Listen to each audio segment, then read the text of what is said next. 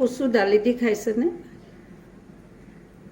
সেইটো কচু মই মচুৰ দালিৰ সৈতে বনাম।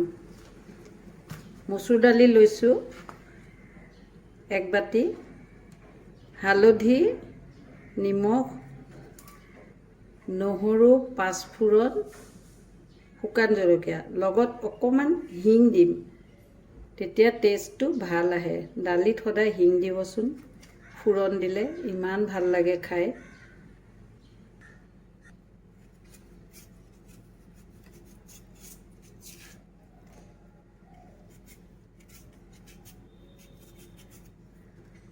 কচুটো চাফা কৰি ল'লোঁ। এই থুৰটো দিলে খাবলৈ বেছি সোৱাদ হয়, মই সেইকাৰণে থুৰটো দিওঁ, মই নেপেলাওঁ থুৰটো। মই গোটেইটো ধুই ল'লোঁ। এতিয়া ইয়াক টুকুৰাকৈ কাটি ল'ম। বহুত সোৱাদ খাবলৈ হয় দাইলখন।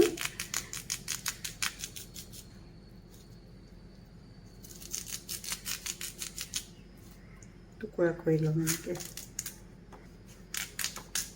সৰু সৰুকৈ কৰিলে সোনকালে সিজে, টুকুৰা নহয়, চনচনীয়া একেবাৰে। এয়া এটা কোৱাকৈ কাটি ল'লোঁ। এনেকৈ কাটি ল'ব কচু। দালিও এয়া মই ধুই ল'লোঁ। দালিখিনিও ধুই অলপ সময় ভিজাই থ'লোঁ। এতিয়া মই এনেকুৱা মাটিৰ চৰু এটা লৈ চৰুটোত সিজাম দালিখিনি।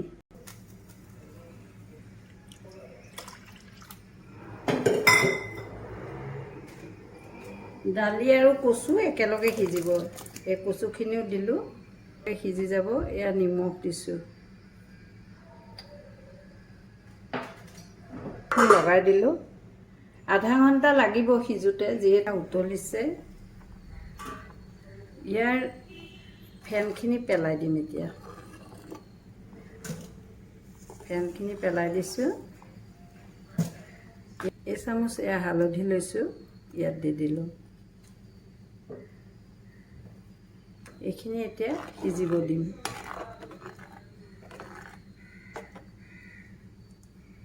ফেনটো পেলাই হালধি দিব সদায়, এতিয়া সিজিব। আকৌ ঢাকনাখন মাৰি দিছোঁ, অলপ সময় লাগিব সিজিবলৈ। দালিখিনি হয় মানে নহৰুকেইটা মই থেতালি ল'ম। মই নহৰু বাকলিৰ সৈতে থেতালোঁ প্ৰায়ে। এয়া থেতালি ল'লোঁ নহৰুখিনি। এনেকৈ থেতালি ল'ব নহৰু। উতলি আছে, একবাৰ চাই লওঁ। যি ধুনীয়াকৈ উতলি আছে।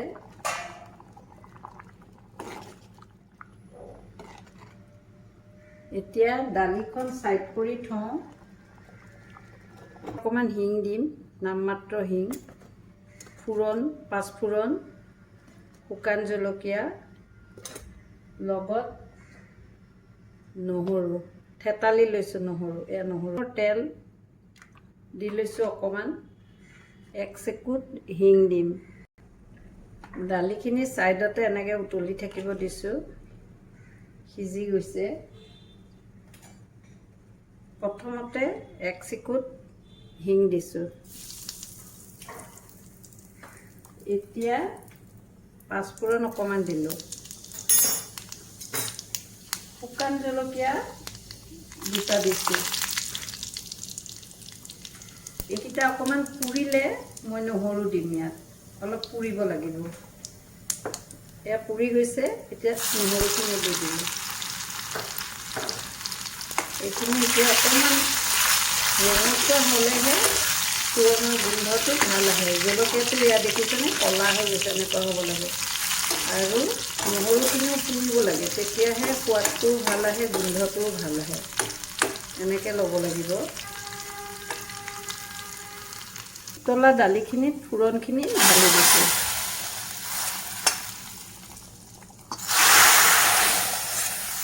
এয়া ফোৰণ দি লগে লগে নমাব নালাগে। সদায় 5 মিনিট সময় ঢাকনাখন লগাই থ'ব। এয়া চাওক উতলি আছে।